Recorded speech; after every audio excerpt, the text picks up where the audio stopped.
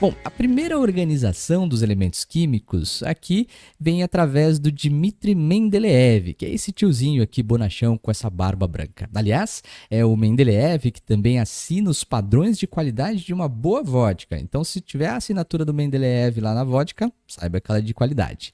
A primeira tabela, essa é uma das tabelas das organizações do Mendeleev, está demonstrada aqui. E essa organização inicialmente era feita em ordem crescente das massas atômicas dos elementos químicos, né? Reza a lenda que o Mendeleev ele colocava cartões aí com os elementos químicos numa parede e ele ia organizando de acordo com as características desses elementos químicos. E ia batendo certinho, né, em relação a essa ordem crescente das suas massas atômicas. Mas o feito mais interessante mesmo do Mendeleev, que aqui a gente consegue observar ó, pelos pontos de interrogação, que existiam elementos naquela época que ainda não tinham sido aí encontrados, né, na natureza.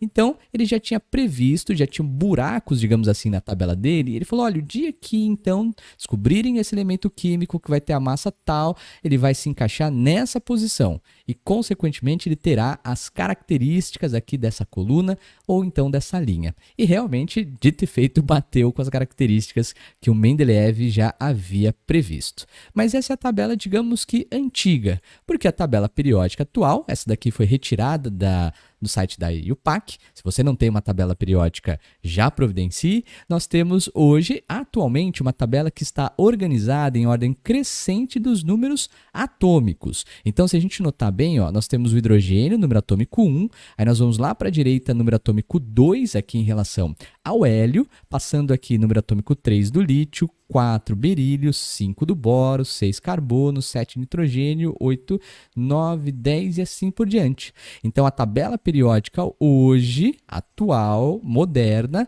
está aí em ordem crescente, a sua organização dada em ordem crescente dos números atômicos. Isso é muito importante, né? E toda vez que a gente anda por cima de uma mesma linha, perceba que os números atômicos eles são crescentes e consecutivos, 5, 6, 7, 8, assim por diante. Mas Igor, por que você está falando isso? Porque teve uma questão uns anos atrás da FUVEST que falava justamente num dos itens lá que existiam elementos químicos que estavam com ordem crescente dos seus números atômicos.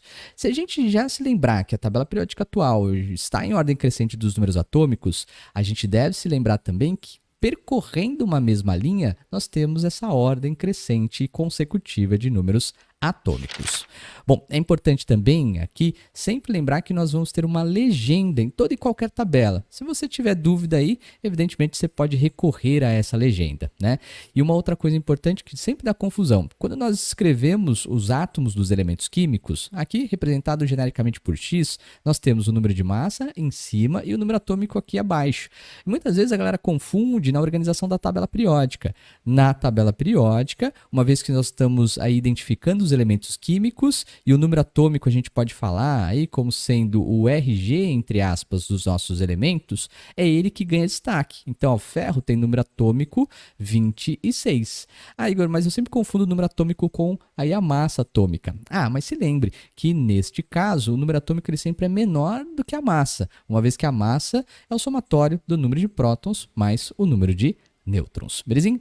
Bom, vamos ver aí as divisões da tabela periódica. Ela está dividida em um total de 7 linhas, né? Então, nós temos 7 linhas de divisão aqui na tabela. É claro que a gente não vai ficar chamando de linha, a gente vai chamar de períodos. Então, a tabela periódica está dividida em 7 linhas, 7 períodos. E é importante a gente se lembrar que é aí, esses períodos, uma relação do número de camadas que eu tenho na configuração ou distribuição eletrônica dos átomos. Como assim? Se você se lembra, né, quando nós fizemos aí a configuração eletrônica dos átomos, nós vimos lá no modelo atômico de Bohr que havia a divisão da eletrosfera em 7 níveis ou 7 camadas eletrônicas. E à medida que nós íamos nos afastando do núcleo atômico, a energia do nível da camada também ia aumentando. Mas o mais importante é lembrar que eram 7 níveis e 7 camadas. E quantos são os períodos da tabela periódica? 7. Isso quer dizer o seguinte: se nós pegarmos os dois únicos elementos aqui da tabela periódica que estão no primeiro período, que são o hidrogênio e o hélio, esses dois elementos nós sabemos, sem precisar fazer a configuração eletrônica, que os dois apresentam uma única camada na sua distribuição eletrônica. Por quê? Eles encontram-se no primeiro período. Se nós pegarmos os elementos aqui do sétimo período da tabela periódica, qualquer um desses, em cima dessa linha toda, todos eles, sem fazer configuração, nós sabemos que tem um total de 7 camadas. Eu fiz a configuração eletrônica de um elemento qualquer, deu 5 camadas, eu sei que ele tem que estar no quinto período, na quinta linha da tabela periódica, né?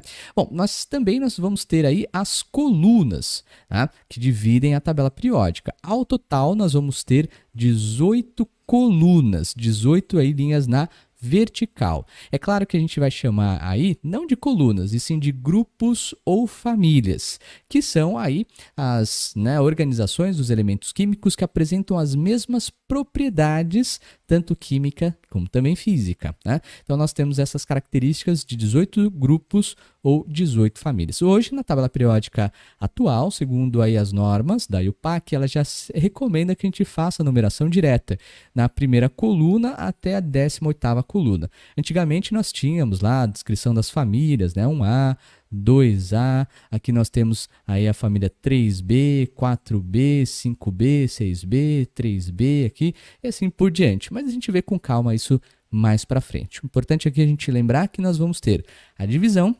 aí da tabela periódica em 7 linhas, que são os nossos períodos, e 18 colunas, que são os grupos ou famílias. E nos períodos, nós temos uma relação direta com o número de camadas na configuração eletrônica. Nos grupos ou famílias, nós temos aí propriedades semelhantes e vamos ver também que todos os elementos do mesmo grupo e de uma mesma família, nós vamos ter igual aí número de elétrons na camada de valência, beleza?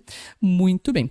Temos mais divisões na tabela periódica, ainda não acabou, né? Porque nós temos os blocos, que são um total de 4. Esse primeiro aqui, à esquerda da tabela periódica, que então junta duas colunas, né? É aí o tal do bloco S. Lá na direita, nós temos aqui o bloco P. Igor, estou lembrando dessas letras. Na configuração eletrônica a gente usava os tais dos subníveis, né? Ou orbitais. No caso aqui a gente vai falar de subníveis. Pois é. Então já viu que a gente teve a relação dos 7 períodos com 7 camadas e aqui nós estamos falando dos subníveis. Bom, mas esses dois blocos, o S e o P, eles são ditos os blocos dos elementos representativos, que são os mais importantes para a gente, porque são os que mais aparecem aí no nosso cotidiano, que a gente tem mais contato e também que mais aparecem nas provas, né? Bom, nesse caso, todo e qualquer elemento que é dito representativo, todos eles que estão no bloco S e no bloco P, eles apresentam o mesmo número de elétrons na camada de valência em relação ao número da família, né? Então, se nós pegarmos aqui os elementos da família 1A, nós vamos saber já de antemão que todos eles apresentarão um elétron na camada de valência. Se nós tivermos aqui os elementos da família 7A, por ele estar no bloco P e ser então um elemento representativo, eu sei que todos os elementos aqui desta coluna, ou seja, desse grupo, dessa família, apresentarão um total de 7 elétrons nas suas camadas de valência. Tudo bem?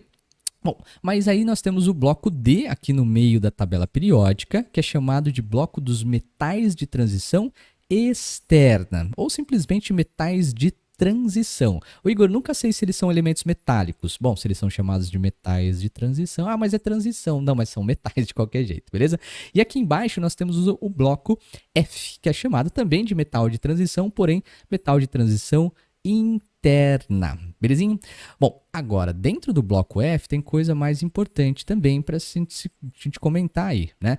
Nós temos o sexto período, ele sai, na verdade, o bloco F aqui do sexto e do sétimo período. O sexto período, né, se a gente considerar o período, é sempre a linha que nós estamos percorrendo aqui dentro deste grupo, tá? Nós vamos considerar que é a série, se eu estou percorrendo um mesmo período, nós vamos chamar de série, e é a série dos lantanídeos, porque o primeiro elemento que nós temos aqui, né, do sexto período, é justamente o lantânio. lantânio. Então é a série E dos lantanídeos. Logo aqui abaixo nós temos a série dos actinídeos, porque o primeiro elemento aqui, né, do sétimo período é o actínio. Então nós temos essa característica, beleza? Então são 4 blocos de divisão da tabela periódica.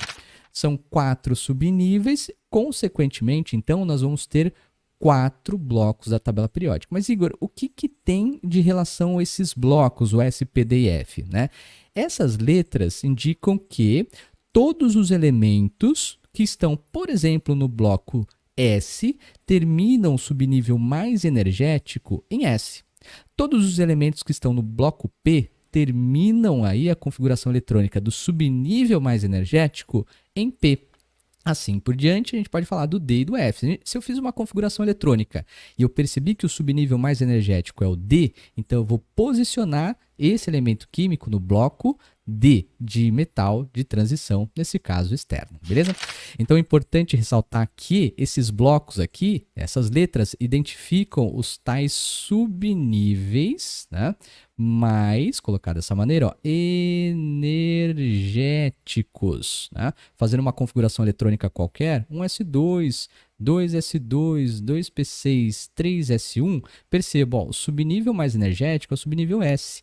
Então, esse elemento dessa configuração eletrônica tem de estar obrigatoriamente aqui, ó, nessas duas colunas. Não sei onde, mas ele tem que estar ali, beleza? Fiz uma outra configuração eletrônica, um S2, 2S2, 2P6, 3S2, 3P6, 4S2, 3D6. O subnível mais energético, que é sempre o último que a gente escreve, aqui terminou em D. Então, sei que eu vou ter que posicionar esse elemento dentro daquele bloco de metal de transição externa. Tudo bem? Bom, uma outra informação importante, grande parte dos elementos aqui da série dos actinídeos, né, eles são elementos radioativos. Aqui, por exemplo, a gente encontra urânio, a gente encontra plutônio, então elementos químicos que são radioativos na série dos actinídeos. Tudo bem? Legal. Então, já vimos as divisões em períodos, em grupos ou famílias, em 4 grandes blocos S, P, D e F, sendo S e P elementos que são ditos representativos, o número de elétrons da camada de valência é igual ao número da família, o bloco D dos metais de transição externa e o bloco F, metais de transição interna. O que mais que a gente pode ver na tabela periódica, então? Bom, grande parte da tabela periódica são elementos metálicos. 3/4, se a gente observar aqui da tabela, ó, toda essa parte em azul são de metais. E qual é a característica dos metais? Os metais, eles são todos safadinhos e adoram dar. Eles dão seus elétrons facilmente, pois é, os metais transformam-se em cátion de uma maneira muito fácil. A gente vai ver depois que existe uma propriedade chamada de eletropositividade ou caráter metálico, mas todos os metais são safadinhos e adoram dar seus elétrons, então eles perdem elétron facilmente formando cátion, né? Grande parte da tabela periódica, então, são aí de elementos metálicos. Aí nós temos uma parte aqui em verde, que são os elementos que ficam numa região ali entre os metais e os elementos que não são metálicos. Eles são chamados de semimetais ou metalóides. Então nós temos essa escadinha aqui, ó, bório, silício, germânio, arsênio, antimônio, telúrio e polônio, que são elementos chamados de semimetais ou metalóides. Essa terminação oide significa semelhante a humanoide, aqueles robôs humanoides, eles são semelhantes a humanos, beleza? E aqui nós temos essa região em roxinho, que são os elementos não metálicos ou metais, né? Então são elementos aí não metálicos. E aqui, nessa parte em amarelo, nós temos os elementos que são chamados de gases nobres, gases raros ou gases inertes. Inertes é porque eles não reagem e a reação química, na real, entre eles é muito difícil. Um detalhe importante, o hidrogênio. Elemento químico hidrogênio aqui, ele é classificado, segundo a EUPAC, como sendo um metal, né? Mesmo que ele esteja sendo posicionado aqui, ó, nessa primeira coluna da tabela periódica, cuidado lá, hein? Ele é um elemento classificado como sendo não metal. Ele é um ametal, ou seja, as características do elemento químico hidrogênio, eles são mais aí semelhantes a essa parte em roxinho. Aí, mas por que ele foi posicionado ali? Ele foi posicionado ali especificamente por conta da configuração eletrônica de camada de valência, né? Mas não por conta das suas características. Belezinha? Legal. Já que então 3/4 da tabela periódica, né? 3/4 da tabela periódica de metal, a gente tem que saber as características, já sabemos uma, né? Mas bora lá, ó. São sólidos, né? Nas condições ambientes, exceto o mercúrio de símbolo Hg, né? Que é um líquido. E ele é um líquido acinzentado. Ó. Aqui nós temos o mercúrio. E o mercúrio é utilizado para fazer aí os termômetros. Bom, se na sua casa você tem um termômetro cujo a parte que mede ali a temperatura é vermelha, saiba que esse termômetro ele não é um termômetro de mercúrio, e sim um termômetro com álcool e um corante. Ele faz uma medida de temperatura não muito precisa, mas faz. Agora, os termômetros de mercúrio, eles podem ser e apresentar uma aí, precisão muito grande. São aqueles termômetros mais antigos que eram utilizados aqui debaixo como chama esse negócio? Axila, né? A gente chama de sovaco mesmo. Era usado para medir aí a temperatura. E era interessante que você tinha que fazer esse movimento com o termômetro, porque o filamento de mercúrio ele tinha que vir aqui para baixo no bulbo, né? Para depois então fazer a aferição da temperatura, beleza? Hoje já são utilizados termômetros digitais, ou por conta da pandemia os caras botam na testa ou aqui, enfim, sabe aquela coisa, né? Então tá aí. Bom, e cuidado e atenção, ó, que a coloração dele é cinza, então por isso que eu te falei lá, se for um termômetro com filamento vermelho aqui no meio do caminho, saiba que não é termômetro de mercúrio, não compra essa bagaça. Falando em cor, olha lá, em geral eles são justamente cinza metálicos, eles apresentam um brilho metálico, um brilho lustroso, como às vezes aparece nos textos das apostilas ou livros, exceto o ouro de símbolo AU e o cobre de símbolo CU. Esses dois elementos químicos apresentam coloração diferente. O ouro ele é amarelo dourado, enquanto aqui nós temos o cobre que é alaranjado. Grande parte dos fios condutores aí que a gente tem aqui, o fio do microfone, o fio que está alimentando a energia elétrica do computador e tudo mais, são fios de cobre. Lembrando que tanto o ouro quanto também o cobre, eles são metais e eles são metais nobres. Ah, o ouro tudo bem, eu sei que é um metal nobre, mas o cobre às vezes eu esqueço. Pois é, o cobre é um metal nobre sim e a gente pode considerar o valor econômico dele. Tem muita gente que vai no poste, rouba os fios de cobre para vender. É caro esse troço aí. Então ele é um metal nobre. Bom, além disso, nós podemos falar que eles apresentam altos pontos de fusão e também pontos de ebulição. Nós temos aí que eles são dúcteis e maleáveis, o que significa dizer que eles têm a capacidade de se transformar em fios dúcteis e também em folhas maleáveis, né? São as duas características. Depois a gente vê por que quando a gente estiver falando de ligações químicas. A ligação entre os metais é chamada de ligação metálica, modelo mar de elétron, e por isso que então eles podem ser dúcteis e maleáveis, né? São bons condutores de calor e corrente elétrica, é por isso justamente se faz aí os filamentos, né? Os fios condutores com cobre, existe sim fio de ouro, só que é muito caro, enfim. E também bons condutores de calor, é por isso que o pessoal faz panela. Ah, é verdade, né? Panela de metal, alumínio no caso. Muito bem, e aí, como a gente disse, as características químicas dos metais é que eles são todos safadinhos, adoram dar os seus elétrons facilmente, então eles formam cátions. Eles têm uma altíssima capacidade de perder os seus elétrons. Tá? Então, bora lá. Agora sim a gente fala da característica dos ametais, também conhecido como não metais. Eles são encontrados em 3 estados físicos. Então, pode ser gás, pode ser líquido ou pode ser sólido. Por exemplo, nós temos aqui o gás cloro, que é um gás verde, com essa coloração aqui verde meio amarelado, né, verde acastanhado, é um gás extremamente tóxico e muito asfixiante, já foi até mesmo utilizado como armamento químico, né, há um tempo atrás o ISIS, se eu não me engano, usou isso daí como arma química, mata, dizem que a morte é horrível. Nós temos aqui o bromo, que é um líquido laranja, a gente vai falar bastante sobre o bromo e as suas características lá na química orgânica, nas reações de adição, e aqui nós temos o carbono das duas formas alotrópicas, né? Na forma de carbono grafite e na forma aqui de diamante. Carbono grafite e diamante são formas alotrópicas do elemento químico carbono. Então, em relação aos metais, são 3 estados físicos, né, possíveis. Dos metais é muito restrito. A maioria é sólido, tirando o mercúrio, que é líquidos sob condições evidentemente ambientes. E aí nós temos que eles são maus condutores de eletricidade, exceto o carbono grafite. Pois é, a gente vai ver lá nas aulas de eletroquímica que nos processos de eletrólise, a produção de alumínio, por exemplo, é feito com eletrodos, bastões de carbono grafite, porque eles são aí condutores de corrente elétrica. Nas pilhas, essas pilhas alcalinas que nós utilizamos, internamente nós temos um bastão de grafite, que é um dos eletrodos dessas pilhas, né?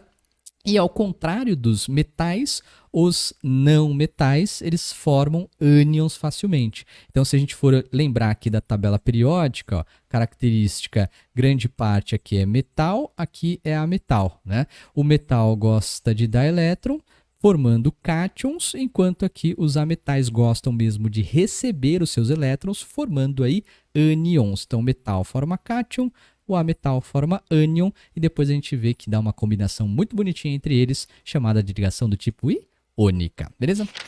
Bom, essa foi a parte introdutória que é bater o olho e saber o que a gente tem na tabela periódica. Divisão em 7 linhas, que são 7 períodos relacionados com as camadas da distribuição eletrônica.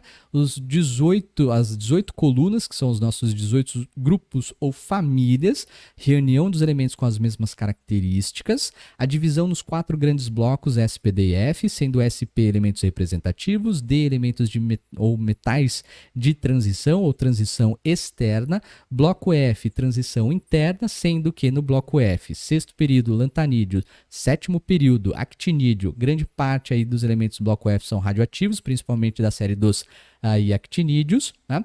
E também as características dos não metais e dos ametais, principalmente dos metais, porque aí grande parte da tabela periódica apresentam essas características, beleza? Bom, na próxima parte a gente fala sobre aí a descrição dos elementos de cada uma das famílias mais importantes, que são dos elementos representativos. Até lá!